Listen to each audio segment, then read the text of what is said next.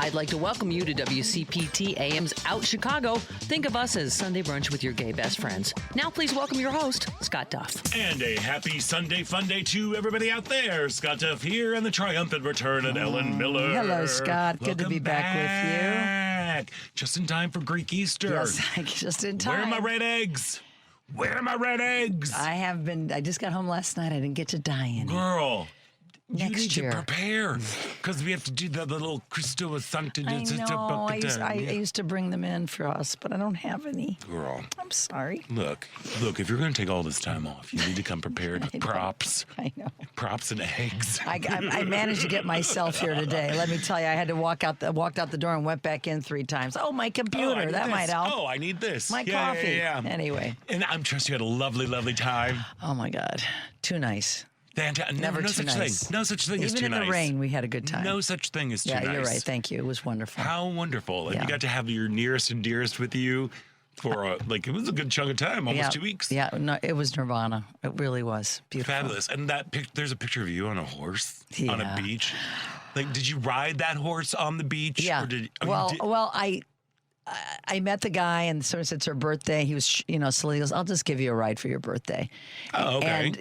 And I rode. He held on to it. And then he said, "If you want to give me a little something," which of course I did, because I triumphantly rode up to my resort, and most of the people there knew it was my birthday. Yeah.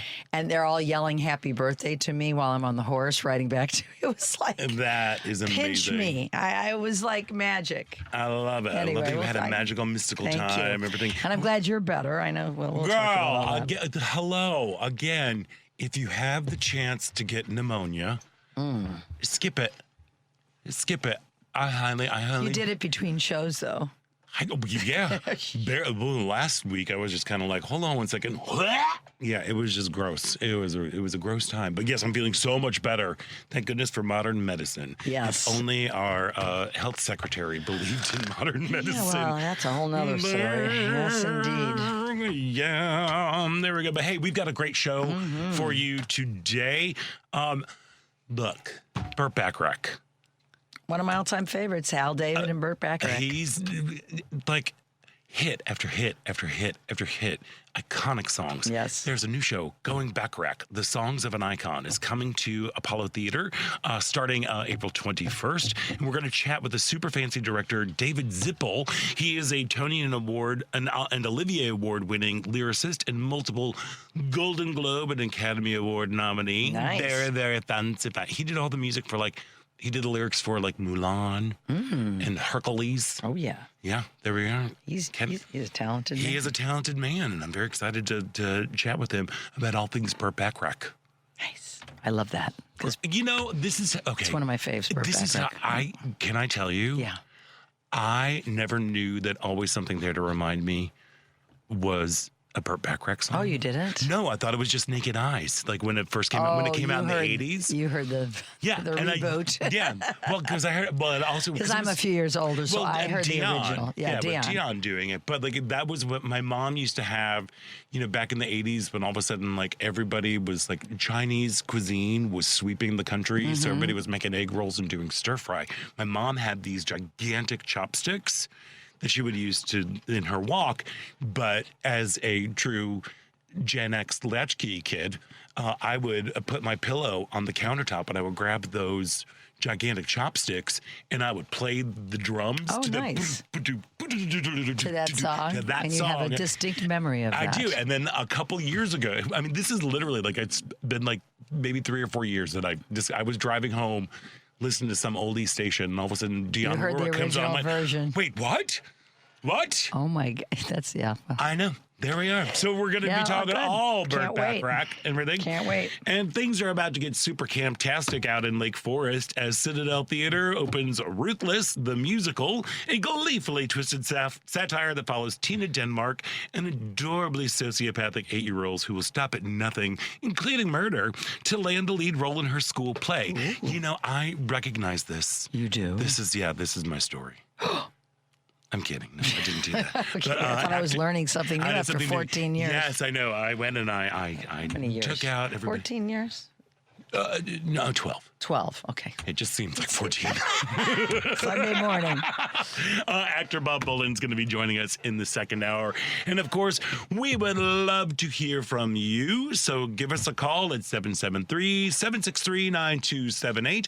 That number again is 773-763-9278. And you know what? If you don't feel like chatting with us, you can always send us a text at the very same number. That's 773-763-9278. Please send us a text because we got a lot to talk about. It's been a busy week. Of course, you can listen to Out Chicago live Sundays from 11 a.m. to 1 p.m. Central at 8:20 a.m. on TuneIn from heartlandsignal.com, or watch the live video stream on the WCPT Facebook page or the Heartland Signal YouTube page. And don't forget, we're reading your comments, so please leave your thoughts as well as a like and share our Facebook page. You can find it at facebook.com/WCPT820. Oh, yeah. So, wonderful time. What would you say was the highlight of the trip? What was the highlight? Well, my birthday day. So... you and Richard Chu share the same birthday. Oh, really? Yes. And a few other people at my resort. One of the guys, Wayne, he was the main job was he does a lot of work around the resort, does a lot of sand sweeping, which there's plenty of that too. It was his birthday. There was a couple of women from Wisconsin. Their mother died. She was died before her 90th birthday, who was born on my birthday, April 3rd. They were there to celebrate her birthday. All right. And brought her ashes. Oh. And so we bonded with them, and they went on an excursion with us to the waterfalls. Did they dump? They were dumping the ashes in Jamaica? Yeah. Yeah, Can you do that? You can do anything you want, really. I mean, take a little vial of it. Oh, I guess a little vial. They didn't bring a whole... Did you watch White Lotus? Yeah. You did? Do you remember Jennifer Coolidge just like throwing her mom's ashes yes! in the image? Oh, my God. I forgot about that. Yeah. We had some White Lotus moments, but that's for another time. Oh. So the night of that I turned the age that I turned, 70. Yes, say it loud and 70, proud. Say it loud and proud. 70. It's And I freaking told amazing. people they were a little shocked. But anyway, See? they were a little stop shocked. It. But anyway, we went and heard a reggae show at a great club called Woodstock, and then I came back to our place and I wanted to like ring it in, and we had like 4 rooms right on the beach, and 3 of the rooms were occupied by our friends. So I came back, and this group of Jamaican men were celebrating a friend of theirs' birthday earlier in the week. And when they found out, my friend Joyce ran over to him and said, in like 5 minutes, it's going to be your birthday. They all started they sang happy birthday to me. And then they put on their boombox this Jamaican birthday song, Happy Birthday by Busy Signal, and they all sang that to me at midnight on the beach. How fun. And the moon was full. It was, hi, Kathy, one of my friends is from Washington State, is listening. The moon was full. All these guys were singing. That's how it started.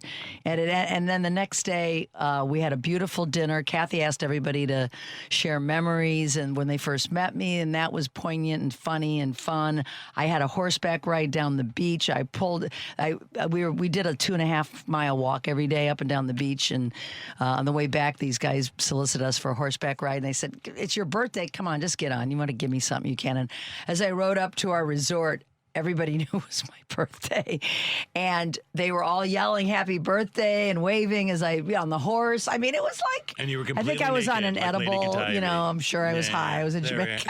Girl, all right, the truth comes out. The Secret truth of comes youth. out. Secret of youth. The fountain of youth is through gummies. And and my friends, I love my friends. There was no drama. There was no issues.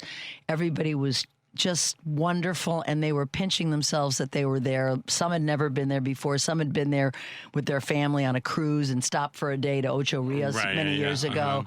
Many want to go back next year. We might just call it the birthday trip, and anybody that has had a birthday, which means we're alive. Everybody will be there, right? Yeah. So I just, and the Jamaican people, Scott, they have been through so much. We did a trip to YS Falls, a 50-mile drive through the island.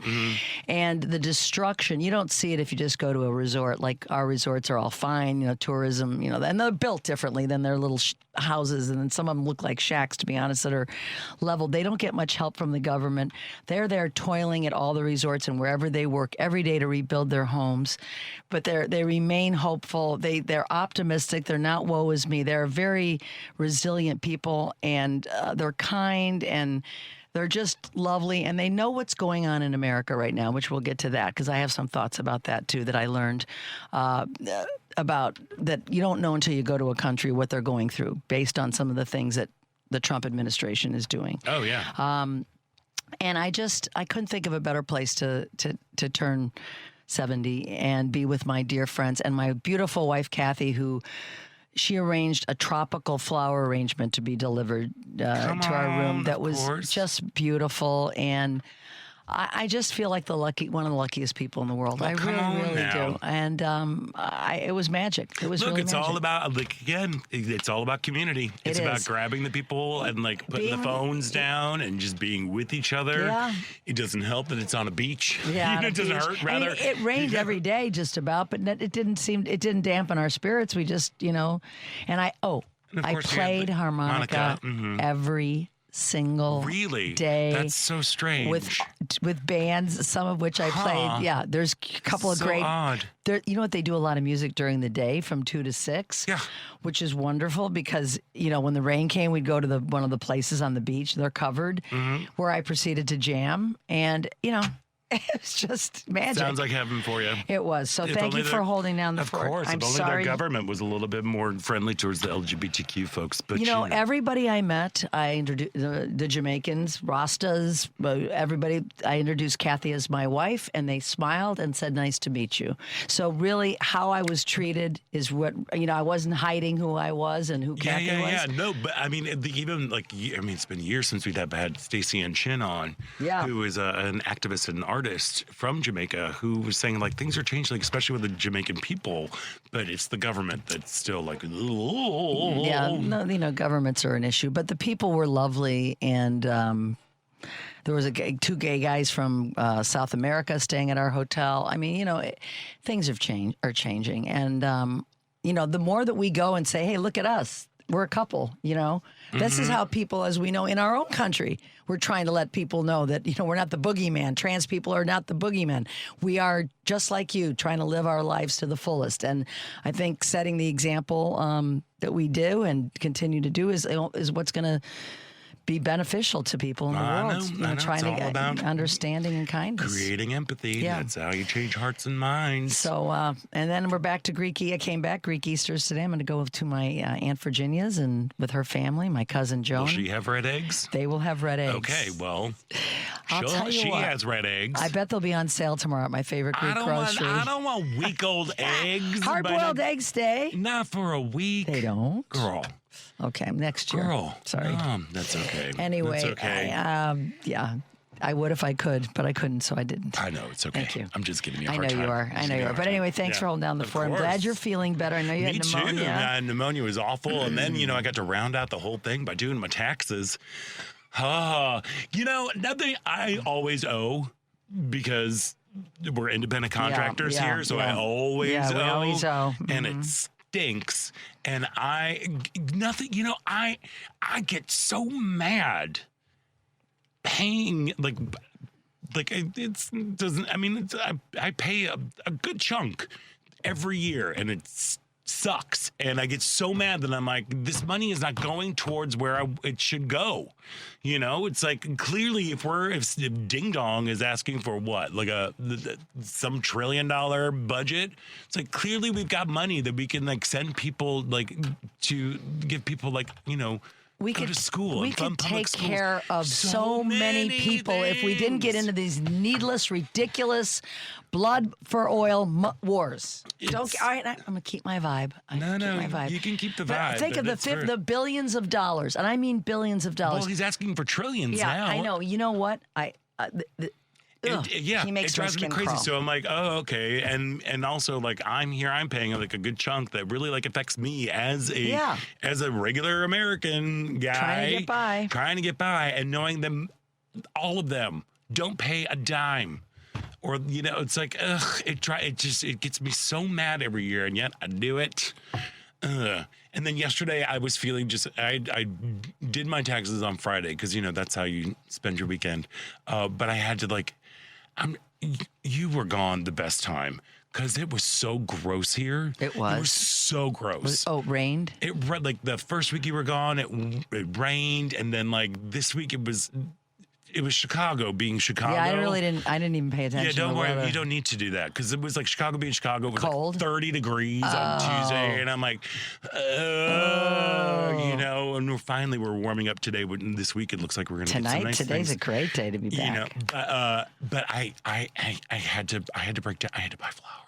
I saw now these flowers, are they meant to be planted at this time of year? Yes, they're called. Yes, I went to Gethsemane, which if you've never been there, and you need you need a little just walking around that place will cure your blues. It's so pretty. They've got everything all the they have everything you'd ever want. Pansies and stock and primrose. There was just everything was out, and it just tables and tables and tables filled with just flower, just beautiful colors just kind of exploding at you. And they're cold weather. They're cold weather, yes. I know. Here's the thing. Yeah. They're probably going to die. Oh. They're probably going to die. Can you throw some plastic ponchos over them or something? I could if I wanted to, but then that's just too much work.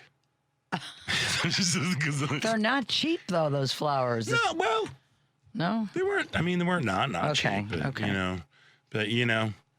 There we go. Yeah, but so they look pretty. I saw the photo this morning. I had to treat some myself. I'm like, all right.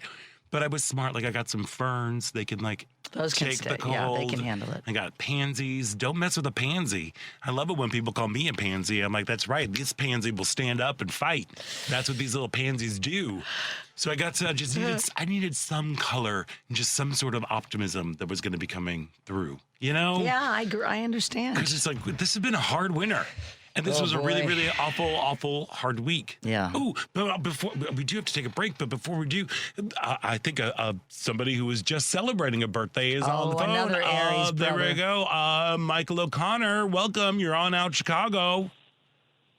Hi. Good morning. Happy belated birthday. Happy birthday. Yes. Well, thank you. I called to say happy birthday to you, Ellen, and. I didn't know. Well, I guess social media really works because I've had a lot of people basically say happy birthday to me. Yes. But I just wanted to, I called also, not just only to say happy birthday to you, Ellen, but also to sign on, piggyback on both of your conversation that you're going to have with the famous Burt Bacharach. Yes. My favorite, it's interesting that this is happening today because I was playing, I have a Bacharach as far as collaborative with Ron Isley. Isley meets Burt Bacharach. Oh. Yeah. This came out in 19... it's been a while. I can't even see how long it's been. But it has been a while. But Elfie is on there. Raindrops Keep Falling on My Head is on there. And my favorite is the guy in love with you. In love with you. We're talking about classics here. So wait, so Ernie Isley of the Isley Brothers collaborated with Burt Bacharach. Yeah. I had no idea. All right, well, we're going to have to check that out. I love the Isley Brothers. Yeah. I love Burt Bacharach. Ronald Isley. I don't know how I missed Ronald that. Isley. Ronald Isley. Okay. Not Ernie, but Ron, right? Ronald Okay. Isley, back in the day. So this is the music that you put on when you have company. I knew you were going to say that. How did I know? Yes, you do. Yes, you do, Michael O'Connor. Well, I'm going to let you two go, and thank you both, and happy birthday to you, Ellen. And happy birthday to you. We're both Aries, and I believe we are actually born the same year. No, I think you are. Didn't you say you're going to be 70? That was going to be what? Didn't you say you're 70? Yep. Oh, no, dear. We were not born in the same Oh, I year. thought you were born in 56 also. I thought we were... Okay. Okay. Well, But you I look, got my hair dyed. Ready. you look a day, don't look a day over 62. There we go. Okay. Thanks, Michael. I Thank you appreciate so much you. for calling, Thank Michael. you. We really Thank you. appreciate it. Yeah. All right. You know, I thought we were the same age. well, there He we kept calling himself old, and I thought, I think he's my age. Well, maybe, I mean, he didn't say what year he Yeah, was born. I thought So he maybe was- it was just one, maybe it was one more year. Okay. Anyway. I did start saying it on the trip, just so you'll know. Good. I'm I know, proud you of were you. very- I'm proud of you because like a lot of people don't get to be 70. And again, I know. you are You're right. like, you are, I wouldn't believe it. That was my All little... the people on the in Jamaica didn't believe it. that was my little speech at dinner was, you know, I may feel like 70 feels old, but we have friends that aren't here, and Yeah. I'd give anything for them to be with us. Yeah. You know, that didn't make it. So Yeah. So I'm grateful. I'm very and, grateful. and it's like it's an achievement. Yes, thank And I you. hate it when people say like I'm 70 years young. Like, stop it. No, you can still be young at heart, but you earned every one of those years. Damn it. Right on. Experience. Experience. You know what's going on. You know the story. Be proud, and you're still up there like blowing on your harp. Oh yeah. There we are. Thank you. And yet, no red eggs. Okay, and on that note, we are going to take a quick break. But before we do that, this part about Chicago is brought to you by Team Hochberg. Hey, if you are purchasing a new home, you need to call Team Hochberg, your trusted local lender. Kim, a single mom and longtime renter, called David after reading several of his over 700 five-star Google reviews to get pre-qualified to purchase her new home.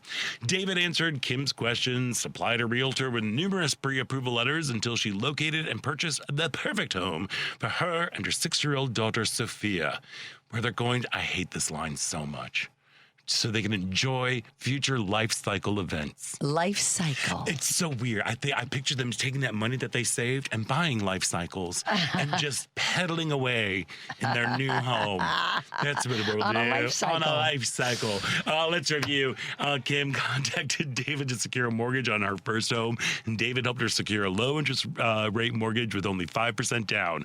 If you're purchasing a home and would like the same outstanding service and maybe afford a life cycle and low interest rate as Kim received, call Team Hochberg now at 855-563-2843 or visit 56david.com.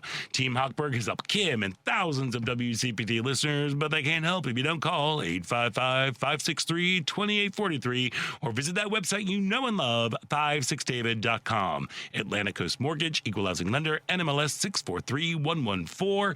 We are going to take a quick break, and boy, oh boy, my butthole was tight this week. This man's crazy. We're going to talk about it in the second hour, in this next segment. So give us a call or text us, 773-763-9278. We're taking a quick break, but there's more out Chicago right here on WCPT Heartland Signal.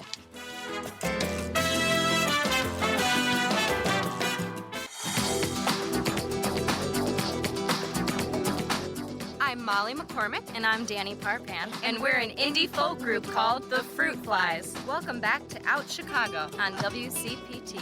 Welcome back to Out Chicago. Scott Duff here, along with Ellen Miller, just rolling along. Hey, just to let you know, Monday on Choose Views, Richard Choose guests are William Elliott Hazelgrove, author of Capone's Vault, The Real Story of the Biggest Disaster in Television History, available April 16th. Do you remember that with Geraldo? Oh yes, I remember it like it was yesterday. And there was like, what was in there? Like, when they're like empty, like a wine bottle? An old bottle or two. Yeah, there was an old bottle. Yeah, we all watched with bated breath. Like, oh, what's going on in there? We want to tune into that. Sarah Jones, managing editor and co-publisher of Politicus USA and the Daily Politicus, and Richard Logis and Carter Brown of Leaving MAGA. Choose Views weekdays at 6 to 8 a.m. Central on WCPT 820 a.m. The Heartland Signal website. Tune in, YouTube, and Facebook. Look, before we get into the news of the week and everything, I have a bone to pick about like all that Al Capone stuff, yeah, and all those like gangster tours that happen here. Just because they're white does not mean that they were not criminals. I know. You know, like why they go glorify around, them? They're glorifying this whole thing, like, oh, and this is where Al Capone, like, this is where like the Valentine's Day massacre happened at the Biograph, and this is where this, and it's like, people are paying money to go glorify gangland violence. Yeah, and what has happened, and then of course right now the entire nation is turned towards Chicago like it's Chirac. There's so much. It's like, stop it. When I first traveled to Europe in 1978, and right out of college, when they heard I was from Chicago, this is what they all said: "Bang bang, Al Capone, bang bang." Yeah. Then when I went back in the later, it was Michael Jordan, which was a nicer thing. But this is their view, and I don't know if it's a lot of international tourists that like to come do this. I think it's folks from they're just American tourists who come sure in, there's but plenty like of American all of tourists. all of that stuff just drives me kooky pants. I'm like, you are paying money to go on the bus to glorify violence, gun murder, violence, violence, and gangland activity. Yeah, that's what this was about. And now the whole country is convinced that like Chicago is just a giant war zone. What's next? The John Gacy tour? I know, right? It's horrible. Like it really gets in my craw. Now that you mention it, that is ridiculous. It's so dumb. I've never had any desire to do any of it. But even there are like these dinner theaters where it's like gangland and like I went to one once for something, and I think when I was in radio earlier, and I was like, why? Same thing. Why are we like celebrating this? Yeah. Why is this entertainment thing? It's like a romanticized version of whatever because it happened so long ago. But it's like, no, would you get on a double-decker bus to go see like here's where the Latin Kings are? Like you wouldn't do that. No. So anyway, that's my little tiny bone to pick right now with our dear city of Chicago. There we are. And girl, I'm so glad you were out of the country and that you were like not paying attention to the news as much as you do. Because on Tuesday, let me tell you, Tuesday was awful. Tuesday was the morning that we did hear about Tuesday. Dong, like right out on the heels of his delightful and purely Christian Easter message that he sent out on last Sunday. Tuesday was when he was talking about how a whole civilization will die tonight, never to be brought back again. After a Monday presser, which was just off the rails. My sphincter was so clenched that you could shove a lump of coal up there and pull out a diamond, to quote our dear Ferris Bueller. In Ferris Bueller's Day. I remember that. Oh yeah, that's what he was talking. Thanks for the reminder. Yeah, when he was talking about his friend. Oh, what's his name? Cameron. His friend Cameron. You know, the uptight one, Cameron, and everything. Yeah, that's how he described Cameron. Yeah, that was. We were waiting to see that day if he was actually going to follow through. I know. Yeah, I couldn't believe it. I mean, we did hear that one. I mean, of course. is this what like the Cuban Missile Crisis felt like? Yeah, because it really Maybe. I know Trump always chickens out. I know taco, but the statements and actions leading up to that day on Tuesday. First of all, the fact that he is still in office after making that declaration is just appalling. I agree. I am gobsmacked. Like, have we fallen so far as a country where the, in quote, the leader of the free world is threatening annihilation of an entire civilization that has been around for centuries? I mean, 1 minute he was saying they're applauding us because we took out the Ayatollah and the Iranian people are going to be free. Now he's going to kill all of them. 1 minute you're saying that they're grateful to you, and now you're going to kill those grateful people because he is a madman who has lost all sense of he had no sense to begin with, and now he's completely off the rails. I'm watching people on Facebook, Scott, rationalize this by saying that's just his negotiating tactic. No. That is not negotiation. Exactly. That is a threat. That is a war crime. They are so gaslit that they'll just, now there's nothing he says. Sorry, somebody just texted. Someone just texted, J.D. Vance got 3 camel hair couches for USA and Iran negotiations. Happy times ahead in Vance basement. It's true. It's true. No, but I mean, it's like, true. Like you said, how can this be at all tolerated by, I don't care what party you're in. Everything, like, we are completely in the upside down. We are. We are completely in the upside down. I do not, like, we do not need to be in this war. No. Because he had a feeling. He had a feeling. He had a feeling that they might, in the future, attack us. We all know that Iran did not have nuclear capabilities, that they do not have ballistic missiles that can reach the United States. But we also do know that they're really, really advanced in like cyber terrorism, and they also have they've got a really wide network.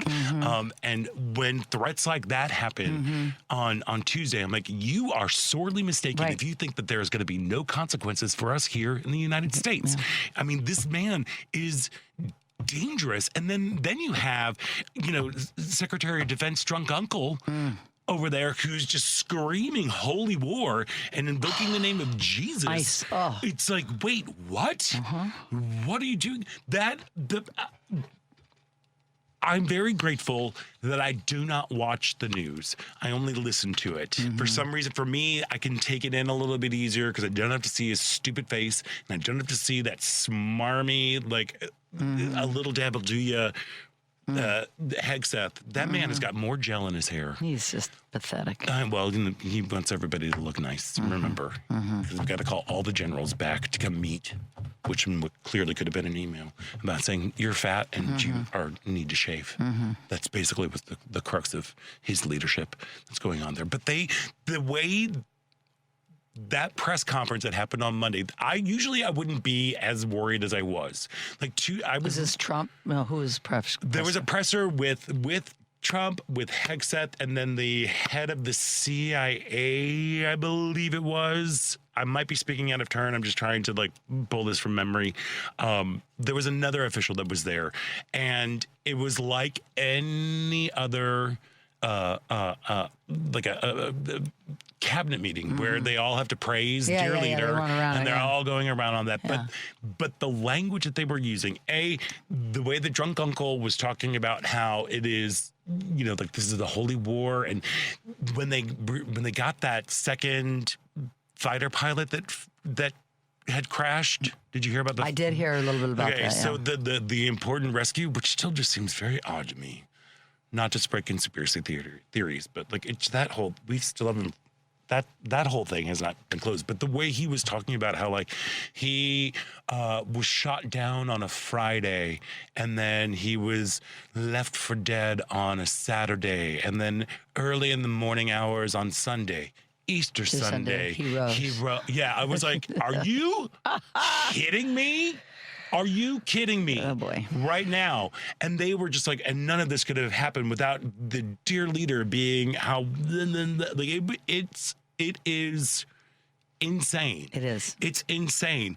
And the world sees it that way. I mean, there are people, they will not come to America. I was meeting a lot of people from all over the world. No. Canadians, Germans, South Americans, British, they are not coming to this country, TIF, till further notice. TFN, till further notice. A friend of mine who is German, she is actively trying to get U.S. citizenship because she's scared she's going to get deported. Even though she's here totally legally and she's got a visa and everything, she's just it's so. Everybody hates us. Everybody hates us right now. They don't hate us, but they ask me questions like, why is he, how did he get elected? Is the question I keep getting from all these people. Jamaicans, Europeans. Fear-mongering. It's through fear-mongering. It's through running and it's all creating the boogeyman of trans people apparently who are everywhere, and they're turning everybody, they're switching everybody's gender, and they're spending all this money. That's the only reason. This man is insane. This man is a convicted felon. He's nuts. This man has been impeached twice. Fortunately, right now it seems like the Dems are trying to get some motivation. We'll talk about that a little bit later. But here's the thing. I think in terms of this whole Iran situation, I am in love with Lee McGowan, the politics girl. Have you ever watched No, Politics no, Girl? I've not. She's kind of she's a social media person. She's now become a regular on CNN. You've probably seen her there. I don't watch much CNN Oh, anymore. good. Okay, good. Yeah. But she's on like usually. Unless something really big happens, then I turn it on. She's but- usually on like with the Okay, round table. yeah, no, I haven't watched Was her. it Abby Phillips. Abby Phillips. Yeah. But there and Adam Mockler. He's another one. He's a no. 23-year-old YouTuber who is like started his own independent coverage, a YouTube channel. He's almost reached 2 million followers. Adam Mockler? Yeah, he is. He's 23 years old. But Lee McGowan, she's also known as Politics Girl. You can find her like on social medias and stuff. She summed it up best on CNN. The way she says, she's like, all right, so there was a deal and Trump came in and said, I can get a better deal. And then he ripped it up and didn't get a better deal. And then he went into that country at the request of another country's leader and spent $50 billion and killed thousands of civilians, and at least 13 American soldiers and hundreds of American soldiers are injured. We've heard our bases. We've heard our radar. People hate America now. We had a president say they were going to destroy an entire civilization. That doesn't make you a good negotiator. It does not make you a good guy. That makes you psychotic. Yeah. He is. I could not put it more succinctly, more truthfully. And it is, I do not get, I don't understand how people can still blindly follow him. There are people out there who are still like, well, he has his reasons and I trust what he's doing. And I'm like, what are you talking about? We used to be able to get through the Strait of Hormuz, not a problem. And now it's shut down. And then he's touting like, oh, great, we got 10 through or whatever now. And he also lifted oh crap, what's the word? The sanctions? Yes, on Iran. So they're making money right now, and they're basically turned it into a giant toll booth. So they are just like raking it in. Also, Putin is feeling all the love from all of that going on right now. I don't get it. Like, to say that like we're better off right now than where we were, gas is through the roof. Well, this is what's getting the MAGA's attention now, is the gas price. I mean, you know, they didn't care about human rights or truth, but when the gas prices go up, whoa, baby, I care now. Yeah. You know, one little shred of positivity. I've heard that it looks like Hungarian dictator Orban may not be getting reelected after 16 years as a dictator. People are rising up. I will believe that when I see it, because this is maybe they taught him when he was over there how to cheat on the elections. Maybe they should send. No, they're getting lessons from him. That's what I mean. Oh, they're getting lessons. They're from getting Orban. lessons from Orban. Yeah. I mean, you had J.D. Vance over there stumping for him. Know. I heard unbelievable. What in the world? For a cruel dictator. What's going on? He was like, you know, there may be like, you know, free elections, but they're not going to be fair. They're not going to be fair. So I will believe it when I see it. I hope that I'm glad that you have that optimism.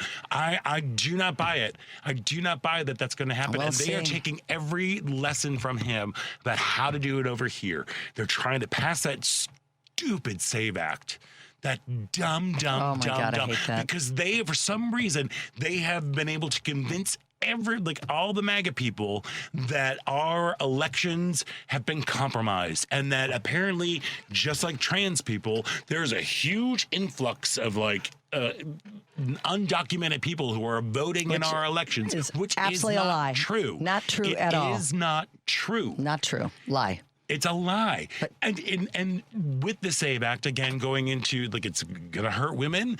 I just the other day at Snack Factory, I was like checking somebody out, and I'm like, I need to see your ID, for the wine you're buying. And I'm like, this ID expired. And she's like, yeah, I just got married and I've been waiting for my new license to come in. And it doesn't it is so long to kind of get this process going. And I was like, good luck trying to vote. Yeah. But she's got a passport at least. Well, here's the thing. I think a lot of Republican voters are going to be hurt by this just as, if not worse, because think of all the people in the South. But they don't know that. They don't know that. That don't have passports, that don't follow. Oh, yeah, I haven't had my license. You know, they don't have the real ID. They don't have anything.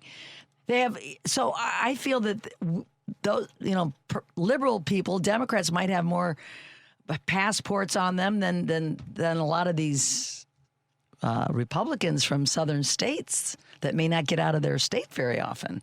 Well, yeah. I don't know. I hate the SAVE Act. I think it is such a blatant attempt at fixing the election. It is such a blatant attempt. 1,000%. And to ensure people are behind it, they're tacking on all of these trans things. Oh, I know. Trans athletes. That's their little golden ticket. It's their golden ticket. Like you said, they're like, we've created a boogeyman about trans people, and in particular trans women in sports. Yeah. Now, we have talked about this many times on this show. So out of, I believe it is like 50,000 student athletes. Yeah. There are 10. Yeah, 10. Let's elect a whole president, a president based on that, on 10 people being trans athletes. 10 people. And this is why you want to pass this legislation.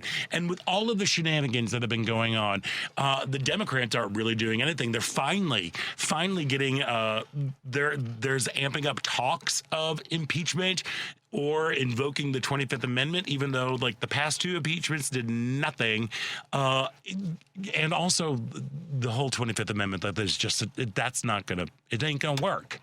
It ain't going to work because you need 2/3 majority in both the House and the Senate, or you need the vice president and a majority of the cabinet to invoke it.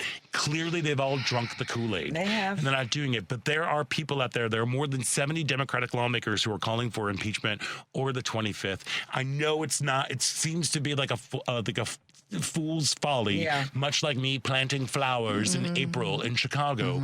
But you have to do something.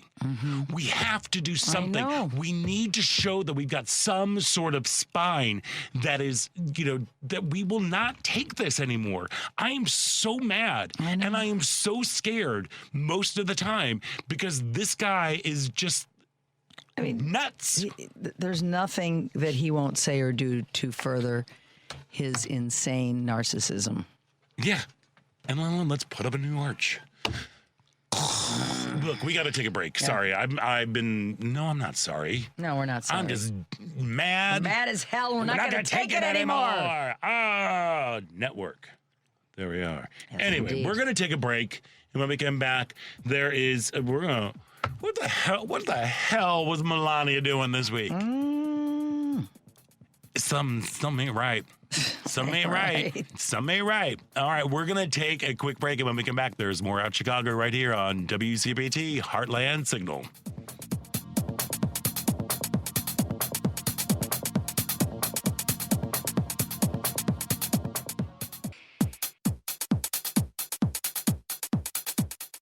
I'm proud to be Out Chicago, and you should be proud to be listening to Out Chicago on Chicago's Progressive Talk. Welcome back to Out Chicago. Scott Duff here, along with Ella Miller. Stephanie, I was on vacation with both of our ex-girlfriends. Yes, that's right. I always forget that you both dated Stephanie Poppy. and I dated Poppy, and she was with us in Jamaica. She was with us yesterday. I'm surprised Stephanie didn't do a drive-by. Steph, come on by next time. Steph, next year for the reunion. For the birthday weekend. Hey, tomorrow, Monday on Live, Local, and Progressive, Joan Esposito will be joined by Emmanuel Chris Welch, Speaker of the Illinois House of Representatives, Illinois Congressman Eric Sorensen, and Ed Yonka, Director of Communications and Public Policy at ACLU Illinois. That's Live, Local, and Progressive weekdays from 2 to 5 p.m. Central on WCPT 820 AM, heartlandsignal.com, and tune in. Girl, now I know you didn't, you were like, wait, what? Yeah, this one I had to catch up on a little bit. What was going Melania Flotus, methinks the lady doth protest too much. Girl, what was up with this? Weird. She gave this press conference. Every day is Blur's Day. I think it was Friday. Might have been Thursday. It was what time of the day was it? It was like in the middle of the day. Apropos of nothing, she just kind of decided to walk out, apparently without like the West Wing knowing, which I find was her dear leader husband right nearby her? And No. He was doing something. He was golfing. He was too busy looking at the pretty arch that he wants to put up. No, I heard about that. That Atlantic City version of the Arc de Triomphe.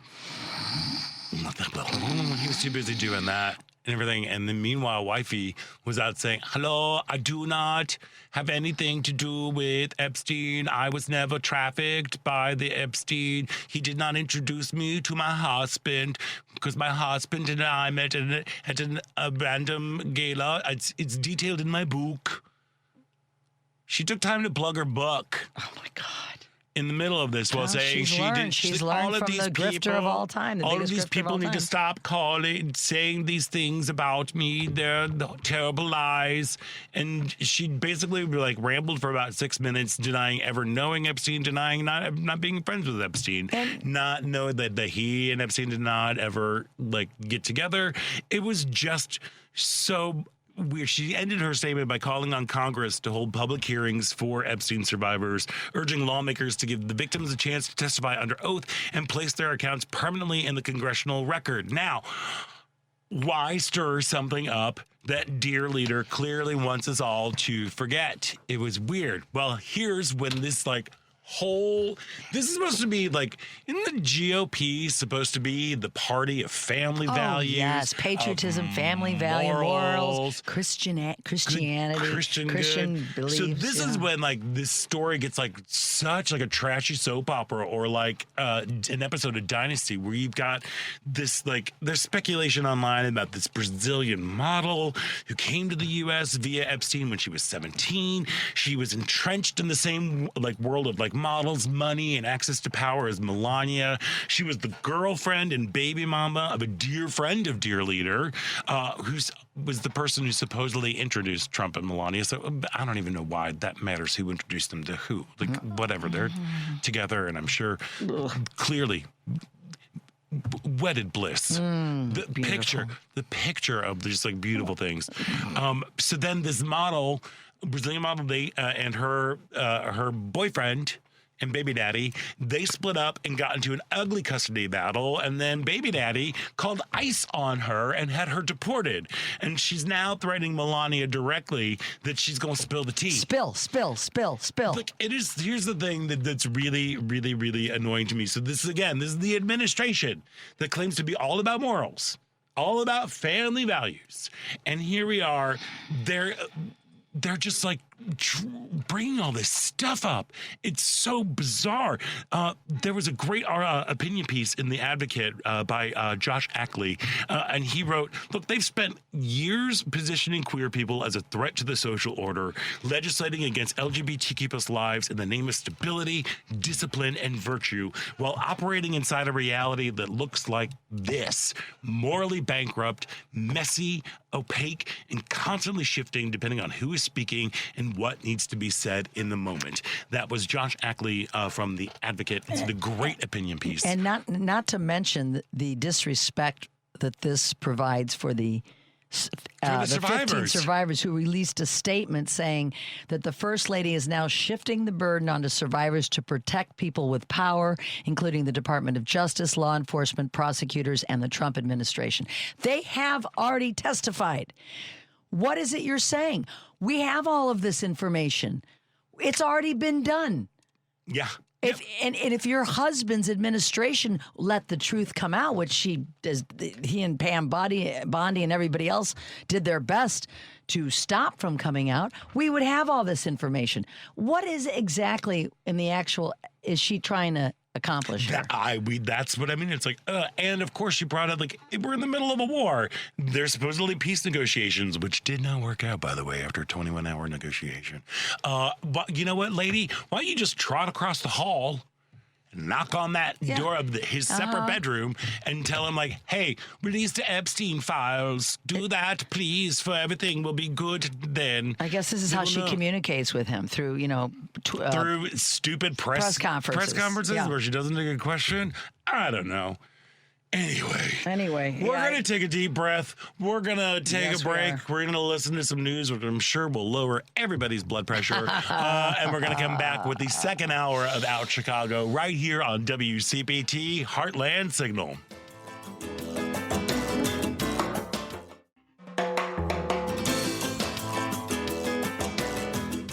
Welcome back to Out Chicago on Chicago's Progressive Talk. Can I get you another Bellini? Why, yes, Stephanie Miller. We would love a Bellini. There's Stephanie again. Stephanie again. She's following you. She's Jeez. following you. Hey, welcome back to the second hour of Out Chicago. Scott Duff here, along with Ella Miller, Yes. just rolling along. Oh, and thankful that we get to shift gears. Yes. Oh, We're ready for that. We need Love. art. We need love. You know what the world needs now? That's right. It's love. Sweet love. That's right. Sweet, sweet love. That's the only thing. There's just too little little love. There we are. Yeah. We also need some campy stuff too. A little bit later on this hour, we're going to be chatting. Girl, have you ever seen Ruthless, the musical? Ruthless? Ruthless, the No, musical. I have not seen it. This is okay. Well, you got a chance because it's coming up at Citadel Theater up in Lake Forest. They're Ruthless, the musical, which is it's hilarious. It's basically like The Bad Seed. Oh, I saw the bad Yeah, seed. it's like McCormick, Patty McCormick. You got a gleefully twisted satire of follows this little sociopathic 8-year-old girl that will just stop at nothing to be in her school play. Again, I can relate. Okay, to not that. too much, Not though. too much. No, I never did anything. No, you know, you never can't really did it. You can't just prove. wanted to. You just couldn't prove it. You just There wanted we to do are. it. Yeah, can't prove. Can't prove it. There we are. But in the Yes. meantime, I'm so excited. And this is good for like all Burt Bacharach fans out there. Going Bacharach, the songs of an icon, is coming to the Apollo Theater starting April 21st. And joining us now is the show's director, Tony and Olivier Award winner, David Zippel. David, welcome to the show. So happy to be here. Oh my gosh, we're so happy to have you here. Yes, Look, we are. Okay, we're going to put a pin in Bert for right now because I got a goof on you. You are behind one of my most favorite shows on the planet, City of Angels. I cannot tell you how much I love that show. The songs are fantastic. It takes me right back to when I was in high school driving my mom's VW Rabbit, and I had the cassette that I taped it from the library, so I didn't actually buy it. But I taped it from the library, and I would like like the whole like what you don't know about women, like the whole. Thank you for that show. I love it. So thank you. I'm a dum-dum is what I am. I'm a big dum-dum and a huge fan. So, yes, thank you. And of course, Hercules. Well, I'm a fan of Ruthless, so I maybe I'll get to see it when I'm in Chicago. Yeah. Well, it's up in the burbs, so I won't be in Chicago very long. We're just putting the show back on its feet. Bacharach. Yeah. Well, okay. So, now how did Going Bacharach, Songs of an Icon, come about? Well, the gentleman who put together Our Sinatra, which was a terrific review, I think that's 15 years ago, had this idea that they wanted to do a review about Burt Bacharach's amazing catalog. Mm-hmm. And that's everything from Close to You to Knowing When to Leave to Walk On By. They're hit after hit after hit. And they called me, which was a very nice call to get. Yeah. I love Bacharach, and I love the Hal David collection, but it's not just those songs. It includes songs he wrote with other people. That's What Friends Are For, the theme from Arthur. It's just packed with hits. There are so many hits in this show that we left probably 10 or 15 songs that should have been in it on the cutting room floor just because you can't get it all in there. He had so many hit songs. Why do you think Burt Bacharach resonated with so many of us? I remember, David, as a small child and listening to, top 40 radio here in Chicago, and along with loving the Beatles and the Rolling Stones, absolutely loved the Dionne Warwick songs I was hearing by Burt Bacharach. What is it about him that just made him just be so popular over so many different, genres and so many a variety of people that appreciated him? Well, I think a lot of it has to do just that he has such a great sense of melody, but he also has is very sophisticated. And for pop music to have these rhythm changes and interesting chord changes, it usually that stuff didn't get on the radio, but for some reason people just I guess it's the powerful melodic sense that he had for all of his songs. People just found them irresistible. He did movies, he did television. He was everywhere in the 60s and 70s, and as well as in the 80s and 90s. He had quite a remarkable career. Yeah, you said you also do some songs of collaboration. One of our listeners called in and said he did it with one of the Isley brothers, which I had no idea about. Of course, I knew he worked with Elvis Costello. Which ones are you touching on of his collaborations? We have a great song with Elvis Costello. We have Carol Bear Sager. We have, well, there were like a zillion people on that song from Arthur. Oh, right. But I would say the lion's share is the classic Hal David, Burt Bacharach collection. Absolutely. Makes sense. Yeah. Okay. This is where you're kind of blowing my mind. See, okay. You're kind of blowing my mind. I had no idea that Close to You was a Burt Bacharach song. The Carpenters made it popular, but Burt Bacharach wrote it. I know. Okay, see, this is like I told you. How about I Say a Little Prayer? Did you know that he wrote know that one. Yeah. No. But like I told you, like I'm a kid of the 80s. Yeah, he's a little younger than we are, David. I'm just a smidge. But now I'm caught up on things. But I had no idea that Always Something There to Remind Me was originally a Dionne Warwick hit, because for me it was Naked Eyes in the 80s. Right. But like there is something, and I mean, again, he is like universally beloved. He even like made a guest appearance in the Austin Powers movie. You know, it's they're like people love him. What is your first memory of like hearing a Burt Bacharach song? I mean, all of the Dionne Warwick songs were, part of my childhood, but The Look of Love with Dusty Springfield was such an iconic song, and that saxophone riff, and it was really, really spectacular, and everybody on earth recorded it, from Sergio Mendes and Brazil 66 to Dionne to, everyone recorded it. So Bassy, it was crazy. Yeah, come on, Sassy Bassy, you gotta love her. So as you are putting together Going Bacharach, the songs of an icon, you said, of course you can't include everything because we'd be there for, I don't know, like 3 weeks, just enjoying, and those poor actors would be like, I need to sit down. How did you go about like killing your darlings? Like how there are songs like we can't. That's always key. Yeah, because you don't want to. It's a banquet of Bacharach, but you don't want to feel like you've had too much. So it was, I think part of the team, the creative team, includes Will Friedland, who's a great writer about music and helped put together the earlier Sinatra reviews. So we had, a great musicologist. We have an amazing arranger, pianist. A guy named, a young man, he's 29, Adrian Galante, and he is thrilling. And I think he's the glue, the musical glue of all of this. He has interesting new arrangements for some of the songs, but the core quality of these songs just comes through on every arrangement. And then we have 3 great singers and a 5-piece, 6-piece band. So I think, the key was to keep the show moving, to keep the energy going through the whole show. There's a lot of rhythm songs, but also to keep the emotion going. So it's really about flow and sort of editing and hopefully good taste. Although I think the New York critics were very enthusiastic, so I'm hoping that people in Chicago and the audiences loved it. So. 100%. The critics from New York are just like, if you want this banquet of Bacharach, please run, don't walk. And we got the original folks who were in New York coming to Chicago at the Apollo Theater. That's so exciting. One of the singers was Bert's road singer for 26 years. What? And Wow. I know, and he's fantastic. Thrilling voice.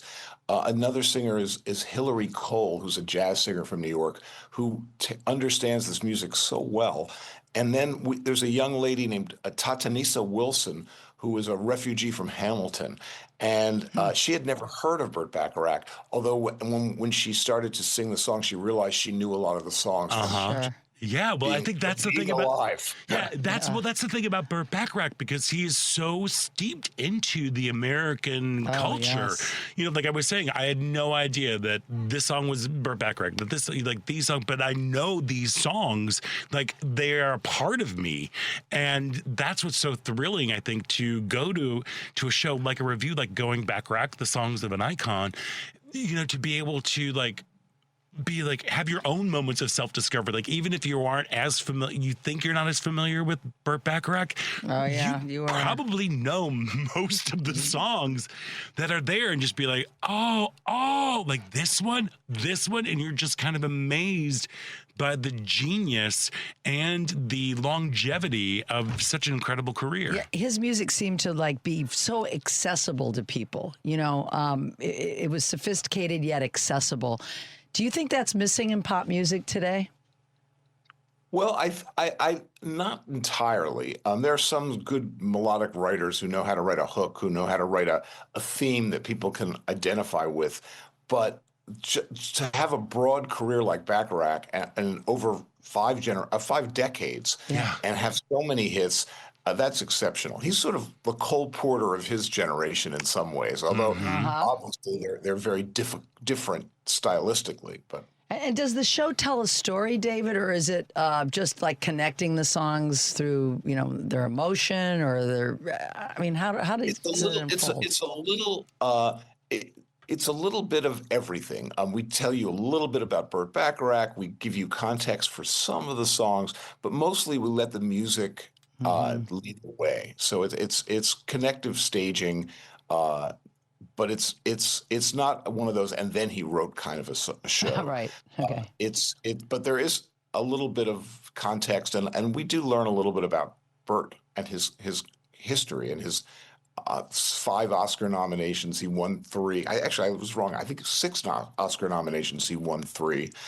You learn a little bit about his incredible movie career. I think he did like 60 movies. What? People until you see it all together, you don't realize what a huge impact he had on our culture.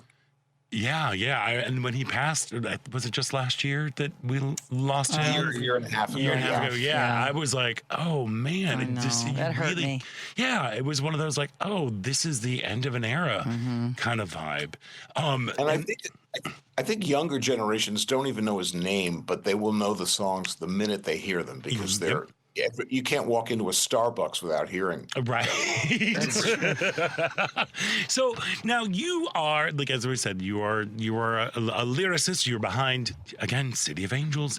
If you got to check it out. There was a really great production that happened here at Marriott Lincolnshire a couple of years ago. So good. But how was that transition from lyricist to director? What was that like? Well, I've been doing over the years. I mean, directing is fun, and my day job is still writing lyrics. Although I've directed shows, some of which I've written, some of which it's kind of a treat to have somebody else bring you their show, which is what happened with Going Bacharach. But I think it's the same talent basically. It's editing and taste, and it's just and it's fun. I love directing. It's a really heady experience. Yeah. It's nice to be at the end of the food chain, Right. That's true. I love that you keep bringing up taste, because it feels like Burt Bacharach is the epitome of like taste and there's this sort of just like elevation. There's an intelligence behind all of his music and behind his songs, and I love that that's kind of the vibe. We also had a caller earlier who was like, it's also the kind of music that you want to put on when you got a little company coming over, if you know what I mean. Well, what you said about what the world needs now, I think that's really true about Going Bacharach. Of course, their iconic song, "What the World Needs Now Is Love, Sweet Love." is pretty much always pertinent, Yes. but these days in particular, and I think people will have a really good time. It's just, song Alfie is another one of the great songs that they wrote. Mm-hmm. It's just joyful and emotional and rhythmic and fun, and everything from Raindrops Keep Falling on My Head, which is one of those earworms that you can't get out of your head. 100%. I Say a Little Prayer. It's just an amazing group of songs. Well, and even like that's what friends are for, Of course, channeling his muse Dionne Warwick again, but just come in and help raise money during the height of the AIDS epidemic. There's something just really, really remarkable about, like you said, a career that spanned 5 decades. When people come to the Apollo Theater to check out Going Bacharach, what do you hope they leave with? Happiness, just feeling good, because this show is it's sort of like a joy machine, I think. It's funny, when they brought me the list of songs and I started listening to them, I just liked working on the show because I like hearing these songs over and over and over again. Of course, you do in the studio and in rehearsal, but it never ceases to make me feel good. So I think audiences are going to leave feeling great. I know I will. I cannot wait to see it, David. Thank you for. Well, I hope you'll come. Yes. Come and see it. And I hope I get to meet you. I hope so too. I really do, because I appreciate you, and I love that you're adding to what is one of the greatest American composers in history, and at least in my opinion. So thank you. I second that emotion. Yes. There we are. Well, you want to make sure that you grab your tickets for Going Bacharach, The Songs of an Icon. It begins performances April 21st at the Apollo Theater in Chicago and runs through May 17th, which I really hope that gets extended, because that just does not seem long enough for us to enjoy and relish in the genius and the joy and the emotion that is Burt Bacharach. David Zippel, thank you so much for joining us today, and break legs as you bring the show to Chicago. Thank you so much. Thank you, David. Thank you. We are going to take a quick break, and when we come back, there is more Out Chicago right here on WCPT Heartland Signal. Thank you.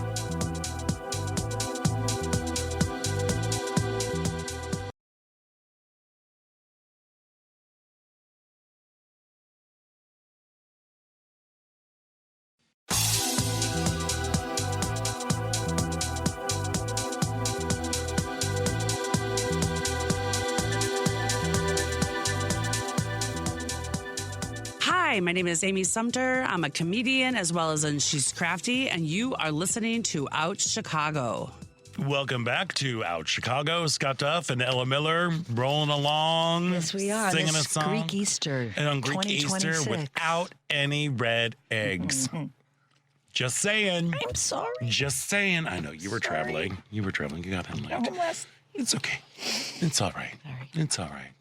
I'll find another Greek person. Yeah, you know a couple. I do, but they're out of town. Right? I met some Greek Jamaicans. Love it. I loved it too. We bonded. It was great. Did you smash eggs with each other? No. Okay, eggs. well then I don't want to hear it. He was going to Greece happen. for Easter, though. Okay. Yeah, it was great. Fabulous. Hey, tomorrow on Driving It Home on WCPT, Patty Vasquez will be. We'll talk to Illinois Congresswoman Robin Kelly and Callie Barr, Democratic candidate for Congress in Michigan's 1st District. That's Driving It Home with Patty Vasquez. Weekdays from 5 to 7 p.m. Central on WCPT 820 a.m., the Heartland Signal website, and tune in YouTube and Facebook. Look, if we're talking about some joy and ridiculousness and fun, things are about to get super camp-tastic up in Lake Forest at Citadel Theater when they open up Ruthless, the musical, a gleefully twisted satire that follows Tina Denmark, an adorably sociopathic 8-year-old who will stop at nothing, including murder, to land the lead role in her school play. Again, this feels like the Scott Duff story. And joining us now is actor Bob Bullen. Bob, welcome to the show.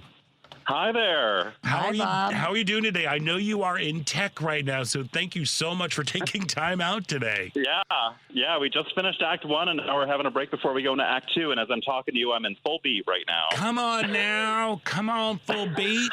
I love it. Yeah. So can you, I think I did an okay job of telling what the story's about, but can you tell our listeners a little bit more about Ruthless, the musical? Yeah, well, Ruthless the Musical is a musical that premiered off-Broadway in the 90s, and a fun little fact is that the little girl who plays Tina Denmark was originated by Laura Bell Bundy, and her other understudies were Britney Spears and Natalie Portman. Yeah, those people. Yeah, those people. And it's about a little girl who will do anything to be the lead in her school musical. It's based on The Bad Seed, All About Eve, and it's a parody. It's a comedy. It's an ensemble musical comedy, and I played Tina Denmark, the little girl's stage agent, who helps her kind of realize her destiny, either in the best way possible or not. So, yeah. I mean, it's just a hoot. I love that it goes after these tropes of like The Bad Seed and All About Eve, and of course includes some fabulous drag that's going on. Yeah. Have you done? Oh, go ahead. Sorry. Oh yeah, it's usually it's an all-female cast, and usually this role, Sylvia St. Croix, the stage agent, is played by a cis man in drag. So yeah. Have you done drag before? About 25 years ago, when I first moved to the city at Charlie's Chicago. So it's been a hot second. Oh my gosh, that brings back memories. Bob, you know why this is a cult favorite? What is it about it that people love most? Do you think?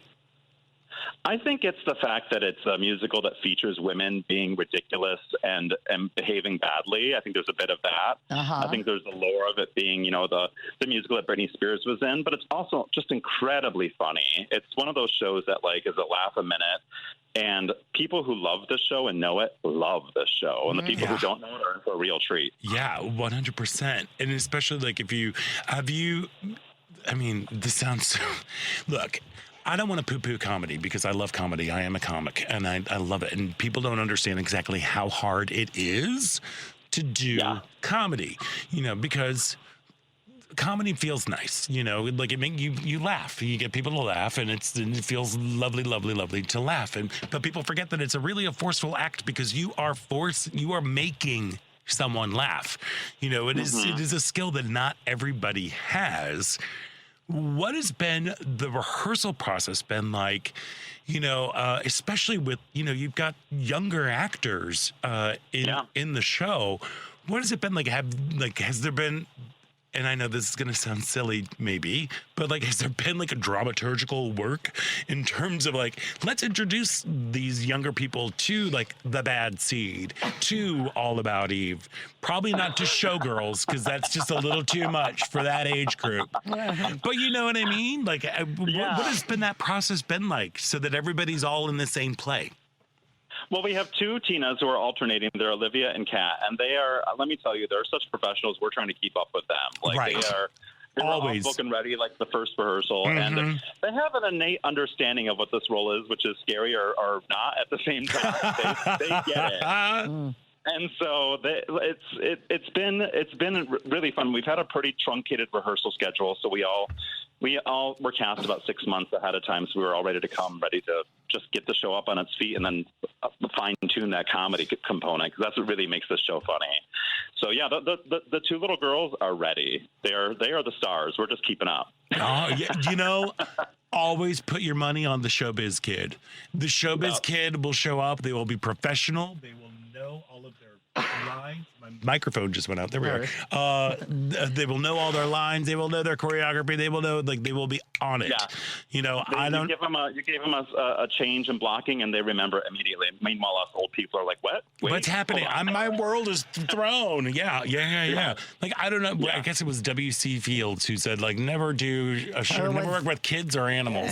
Yep. And I'm like, I think that is completely wrong. How did you build your character of the agent that's coming? Which I love that an 8-year-old for the school play has an agent. Yeah. Well, she the agent discovered her and is looking to make her a star. So she's kind of infiltrated herself into the family because she sees money, she sees opportunity. So So the way I prepared it is I've loved this show for like 25 years, and it's one of those rare shows that like it's a baritone lead that is camp and drag and gets to basically be Mama Rose and a menace on stage for 90 minutes. So who can't complain? Sign me up. Yeah, and it's I mean, a lot of it was I just look at the old movies that I loved as a kid. Like my favorite movie is Anti-Mame with Roz Russell, so that's a big piece of it. And then there's a bit of a Faye Dunaway and Mommy Dearest in there. There's a bit of Ethel Merman. There's a bit of all the leading ladies who've influenced me over time that make Sylvia kind of the powerhouse that she thinks she is. And is there ever a time when you are like having to work hard not to break character and start laughing? Is that like a challenge sometimes? Oh yeah, I mean the show is really funny, and there's things that happen that we just have to like keep it together. But I think the biggest challenge is the heels and trying to not grimace. In the heels. We had sex yesterday and today, and we're in heels for about 10 hours a day. You're a better man than I. I haven't worn them in 30 years. Yeah, good luck girl. To you. Hopefully you got some good support hose going on underneath there, and you're take it from just Scott. sit down. He's got some hints Lots for of you. pain medication. Yes. Lots of Advil. Keep get 2 water bottles and put them in your freezer, and when you get home, roll your feet over them. Oh, see, I knew he had That's a really good idea. It's Yeah, a it is for really, you. I know. I've done my fair share of strutting around in heels, and boy, oh boy, those are not for sissies at all. Thank you for the tip. I will take it. Yes. So when folks come to check out Ruthless, the musical at Citadel Theater up in Lake Forest, what do you hope is it just like a fabulous escape that you're hoping for? Or are you hoping to change lives? We're not looking to change lives. Change minds and hearts. Yeah, we're looking for people to have a good time and just feel great, having fun, being like watching children be ridiculous on stage, and watching just comedy. It is an unapologetic comedic musical that is dark humor, PG-13 and above. Okay, yeah. You just come and just have a good time. We're not overthinking this. It's fun. It's just pure fun, and it's a love letter, I think, to people who love old movies and like Mame and Gypsy and all of those things. I think anyone who comes that loves kind of like that genre and likes to just laugh at like a little girl being a menace on stage. I love to laugh at little girls all the time. I just see them and I point and laugh. No. They are ready to. They're ready to be laughed at. They're having a great time. Again, never count out the showbiz kids, because they are more professional than the adults most of the time. And I will say, and one thing I will say is that the musical was written by Joel Paley, and I can't remember the other individual's name. Marvin Laird, that's them. And they were lovers for a long time, and they worked on this musical for 20 years. They've been working on it and tweaking it, and they both passed within 6 months of each other last year. Oh. So this is kind of like their legacy is this musical. So for me as a gay man, it means a lot to me that this is kind of their pet project they worked on for so long. Yeah. I mean, there is something about, within the queer culture that camp is just a necessity, and it seems to me that like a lot of the younger generations, they don't really get it. They didn't grow up with it. They don't quite understand it. And so it's like if you are a part of the LGBTQ community and you are on the younger side, go check this out. And then hopefully you'll be inspired to, like you said, to go and see these other classics like Gypsy and all the other shows that you were talking about in the movies. There's something about camp that is just tied to queer culture because it helped us survive. If that makes any sense. Like now I'm getting 100%. Pretty deep. 100%. I mean, I knew I developed a sense of humor because if they were laughing at me, they couldn't hit me. That's true. That's what it is. And so there's just a part that that it really is just a celebration of life. It's a celebration. Yeah. One of my favorite things in the world. I love a beautiful lady who is not afraid to look goofy. And that is what this show, Ruthless, the musical, is so great at. It's like you have these fantastic roles for women who are just being ridiculous. Yeah. We have some of the best comedians and singers that I've worked with, had the pleasure of working with in this show, and it's fun to see them just go 110%. Yeah. Oh my gosh. Oh man, well, it sounds fantastic. Bob, really fun. Bob Bolin, thank you so much for joining us today. And thank you for stepping out. Hopefully you took your heels off for a second. I'm barefoot. Oh, okay, good. Right thank God. Put those ice I'm bottles. Get those water bottles in the freezer. Yeah, I'm telling you, going. water bottles in the freezer, Yep. they totally help. It's a gift to you. And if you want to help out your soul and just have just some fun and enjoy ridiculousness and 8-year-olds behaving badly, even murderously, go check out Ruthless, the musical. It begins performances April 15th and runs through May 17th at the Citadel Theater in Lake Forest. For more information and for tickets, head to citadeltheater.org, and that's theater with an R-E, because they are fancy that way. Bob Mullen, sending you so much leg breaking and so much little foot massages in your future. Thank you so much. I really appreciate it. All right. Good luck with tech. Thanks, and Bob. break all the legs. Thank you. I will. Thank you. Thank you. All right. We are going to take a quick break. And when we come back, it is the final thrilling show-stopping moments about Chicago right here on WCPT Heartland Signal.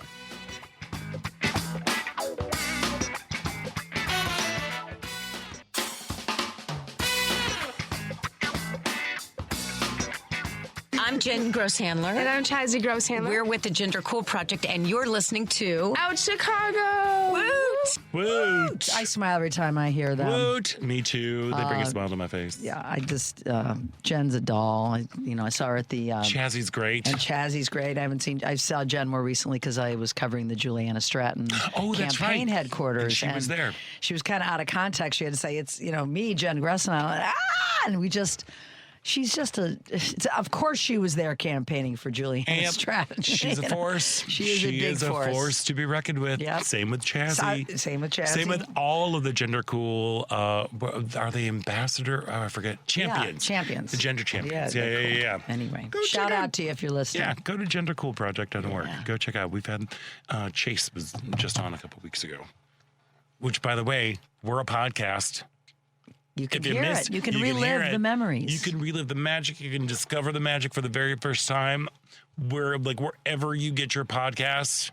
I mean, literally wherever you get your podcasts. So just search Out Chicago, Scott Duff, Ellen Miller. You can go to heartlandsignal.com. Go to our page there. I shared. People took pictures. I showed them on I went to Spotify and I opened up our podcast, and people from all over the world that I met wanted to, and they took a picture of the Come podcast. on, see, be like all the cool kids from Canada. Come on, Canada, South Germany, America, South America, Germany.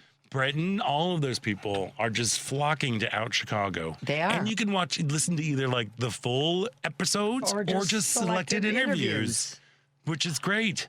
We've got John Waters on there, Leslie Ann Warren. We are so lucky. We've had some great people. Right? Yeah. It's amazing. And you know what? People have always asked us what they can do to support the work that we do at WCPT and Heartland Signal. As always, look, the best way, go shop and support our sponsors and tell them that you heard it here on WCPT. That always helps. But if you are on Facebook, there's another way. You can also subscribe to the WCPT 820 and Heartland Signal Facebook pages. Now, a subscription is just 99 cents a month. I feel kind of like Sally Struthers. Do you remember when she was asking money for UNICEF and things? Yes. And Bonnie Franklin, she's like, for the amount of a cup of coffee. 35 cents a day. That was back in the day. 35 cents a day. That was a cup of coffee. Back in the day when Bonnie Franklin. It's $12. Oh, yeah. Yeah. But this is just 99 cents a month. Yeah. 99 cents a month. And we have some special offers for subscribers coming soon. So you can visit us at WCPT 820 and Heartland Signal on Facebook. And you can hit that subscribe button. Right there. Very easy. That's what you can do to help us all out. Look, I hate ending, finishing up the show on a sour note. Yes. But we do have to talk about the 47th Reich and about, girl, did you hear this? This came out. You might not have heard this because you were just living your best life in Jamaica. How the Trump administration threatened the Pope. Oh, I heard it because I don't know if you recall, but one of my best buddies who was on this trip is a good friend of the Pope. Oh, remember? Yeah. They went to elementary school together. They went to elementary school. She had a private audience with him at his home with my other friend Peggy. Wait, you left that part out. Talk about bearing the lead. Maybe I wasn't supposed to say that. Anyway, all right. But anyway, so she is in touch with the Pope on a regular basis. What? So we were talking Pope in Jamaica. Yeah, they email. I love that. I know. I love that. So anyway, so we do know what. Yes. We yeah. Were keeping So up I don't with know that. if y'all heard this, but so it came out that back in January, this all started when they did not like what the Pope was saying about this administration. Also, he's gotten a lot more vocal about his protests against the war, against people who use the name of Christians to start wars. He's our guy. He's our guy. He's the Pope. We love him. You know what I mean? He's great. And so what they did, this is like straight out of some weird sort of novel. They summoned the U.S. ambassador from the Vatican to come here and say, look, we've got the biggest military, and you folks better get in line. Shape up or ship out. Else. Can you imagine? What? I know. What? And then they tried, because he was French, that ambassador, I forget the name of there was something that happened in the whole history of the world, there was some French word that is escaping me now, but where basically France, they threatened the Pope, and they kind of were running the Vatican, were running the papacy from France because they were threatening him, and they kind of were like, we're going to do that. Dude, this guy's from the south side of Chicago. I wouldn't do that if I were you. And he's speaking out against war and for peace. If a pope, if a cardinal, if a minister cannot speak about peace, then what can they speak about? I don't know. Probably not abortion. Just the first thing that popped into my head. But yeah, so again, hey, MAGA people, he's threatening the Pope. I mean, think about that. Oh, and I also did read that his poll numbers with Catholics, which was on the positive side several weeks ago, has gone to the negative side. There are a lot of Catholics in this country. There are, and there are a lot of Catholics here in Chicago. And a lot here in Chicago. Let me tell you, the Chicago diocese has been kicking butt. They're providing sanctuary, ever since, when I started coming into here, they've been on it. So, come on, Catholics. And again, think about who you're hitching your wagon to. Oh, my God, yeah. Just think about, if you wanted no more foreign wars. You wanted affordability is a big issue. You wanted the cost of living to come down. You wanted all of these things. You believe in, you're a good Christian. Who you hitching your wagon to? Yeah. I think people are starting to really, that were hitching it to him prior, are really starting to reconsider. I am seeing, as you said, the fissures. I am seeing it. Oh, I am seeing it. I'm hearing it. Go ahead. Sorry. Yeah, no, just, and it had, we said the day Trump got elected, until they feel it, they're not going to understand it. And it's sad because we could have stopped them from having to feel it. And for us to feel it, thankfully, a lot of us are able to handle it better than a lot of the people that voted for him. But now that they are feeling it, now that they have sons and daughters that are in the military, now that they cannot afford gas or the price of groceries, all of a sudden they are waking up. It is sad that it takes this, but this is sadly what it does take for a lot of Americans to wake up and smell the coffee. And also, don't come to me with mea culpa. Isn't that what I voted for? It's are you high? Yeah. Are you high? Were you paying attention? Were you paying attention? Yes, this is exactly what you were voting for. But you just didn't believe it because you were just too worried about trans people peeing in your bathroom. Yeah.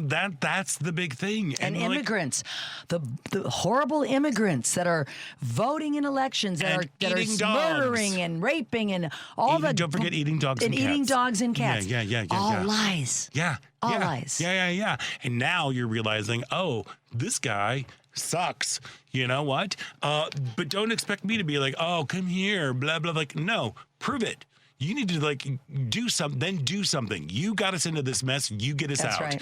and maybe after we're through all this, we might be able to like find some sort of common ground, but this is on you. Yeah. It's on you right now. And we will do our best to also get out there and try to change things. But it's on you. It's on you. Well, my friend Marianne, who's friends with the Pope, got me an assortment of anti-Trump things for my birthday that she brought down. But one of the cool ones is a hat that doesn't say anything about Trump. It just says, "Make lying wrong again." Yes. I'll be wearing that. That this applies spring. to everybody. Yeah, it not does. just. No, that's why it's a universal theme. Yeah, because like Swalwell, he's really stepping in it right now. Yeah, he's not. That's sad. No, it's that's all sad. Yeah, men are gross. Doesn't matter what party, hey, they can be gross. I know they can be gross, but this is the thing that kind of made me giggle. Yeah, a little we need bit. a giggle. So the New York Times did this piece, about how there's a rise in the use of the F word. Yes, I saw that from Democrats now, particularly on social media. A lot of people are like, yep, I say fire truck a lot these days. It makes me giggle. And it's like, okay, yeah, because you know what? All I want, Matt, can we get this? I just want a little beep. I want a beepy button because I want to say words that I can't say on the air because these are times that sometimes there's just time for curse words. Mm-hmm. And this is the time. This is the time. And so again, there's been a rise. They did a study about this. There's been a rise of the use of F words from Democrats on social media. I don't blame them one bit. Look at Juliana Stratton's campaign. She came out with that ad that got a lot of controversy. Yeah. Does she really have to go there? Guess what? She won. Yeah. Well, but also the same thing happened with Robin Kelly. I think she had an ad that started with, "Oh, hell no." And she's like, that's not me. Like, that's not how I roll, which I totally get. If it is, right, it's got to be you. If it's gotta not be you, you got to be authentic. It's not you, but apparently it's definitely Senator Ruben Gallego because he's the biggest. He's the number one. He's the number one F-bomb dropper, and has been since 2019. Yeah, he's not new to it. He's not taking any crap. And then there's also a couple of reps from Wisconsin, one Republican, one Democrat, who have also been going after each other using F-bombs, and that's kind of fun to me. Yeah, I think a little harmless fun. A little harmless fun, and but sometimes it just feels good to say that word aloud. Mm-hmm. There we are. Anyway, but moving on. Yes. One thing we talk a lot about this, about how we are a divided country and we're trying to find community, trying to build community here. You just had a wonderful time of having community, and we don't have, it's so hard to build community when we don't have any real shared cultural moments in our country anymore. Back in the day, there was even must-see TV or Who Shot JR on Dallas. I remember, and I was or Al Capone's 7. Vault. Or Al Capone's Vault, finding Al Capone's vault. Watching the disaster that was Geraldo Rivera's, breaking thing. But there was always moments, even the Super Bowl, and I guess we still have that ish, but even that's become politicized, right?